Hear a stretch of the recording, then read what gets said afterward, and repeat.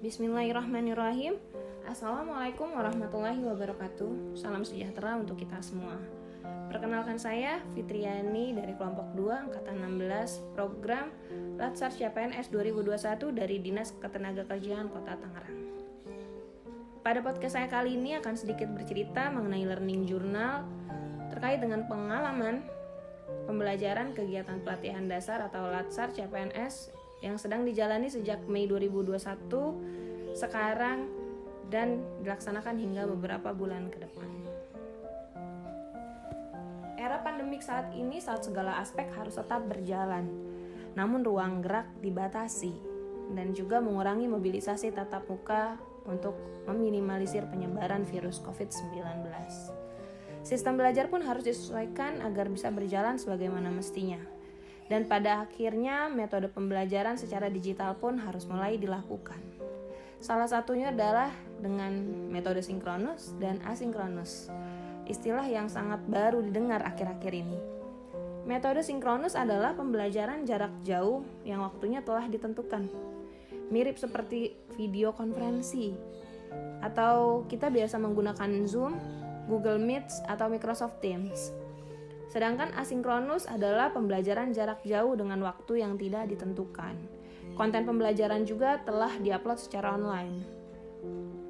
Latsar sendiri adalah pendidikan dan pelatihan dalam masa prajabatan yang dilakukan secara terintegrasi untuk membangun integritas moral, kejujuran, semangat, motivasi nasionalisme dan kebangsaan, karakter kepribadian yang unggul, bertanggung jawab, dan memperkuat profesionalisme serta kompetensi bidang. Kompetensi pun terukur berdasarkan implementasi dalam menunjukkan beberapa sikap, yaitu yang pertama adalah perilaku bela negara. Yang kedua, mengaktualisasi nilai-nilai dasar ASN dalam pelaksanaan tugas dan jabatannya.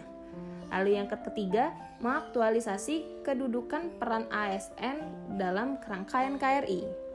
Dan yang keempat, menunjukkan penguasaan kompetensi teknis yang dibutuhkan sesuai dengan bidang tugas. Kegiatan pelaksanaan pelatihan dasar atau Latsar CPNS dimulai dari program masif Open Online Course. Kita dengar sebagai MOOC, di mana hampir sebagian besar materi disampaikan dengan metode asinkronus. Lalu saat ini dilanjutkan dengan program distance learning, LMS, habituasi, dan klasikal. Metode pembelajaran dan pembekalan merupakan kombinasi dari kedua metode pembelajaran asinkronus dan sinkronus. Saat ini kegiatan pelaksanaan pelatihan dasar sedang berjalan di program LMS. Pembekalan agenda 1 baru saja selesai kemarin, disampaikan oleh tutor Bapak Budi Restu Hudaya mengenai wawasan kebangsaan dan nilai bela negara, lalu analisis isu kontemporer, dan yang ketiga adalah kesiapsiagaan bela negara. Lalu hari ini, tanggal 13 Agustus 2021, kita sudah masuk ke materi agenda kedua yang disampaikan oleh Ibu Kurniasi mengenai nilai dasar ASN dan penerapannya menjadi ASN yang beraneka.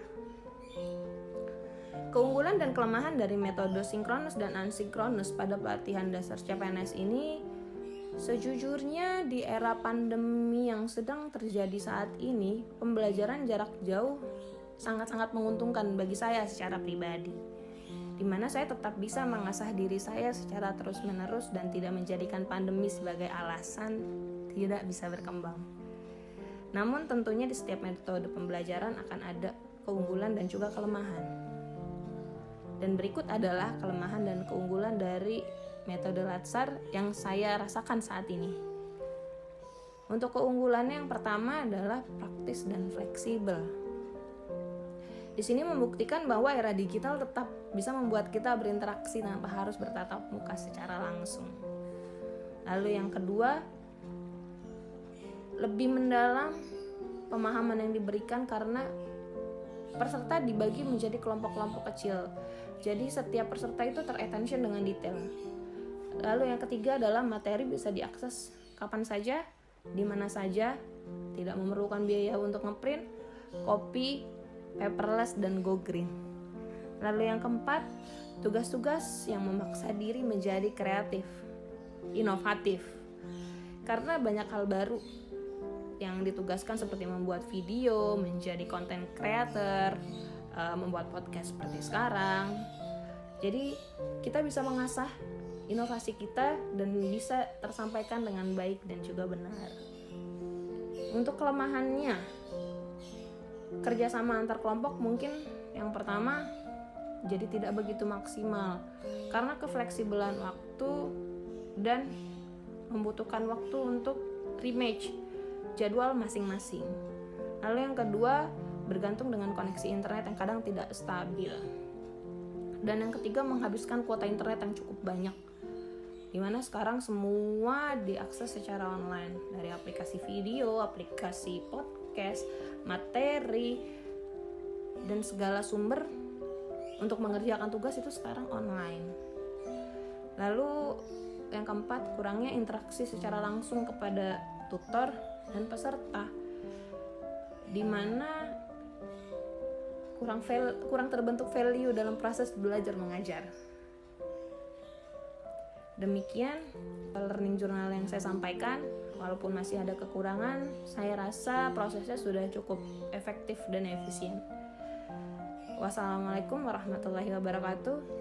Tetap semangat.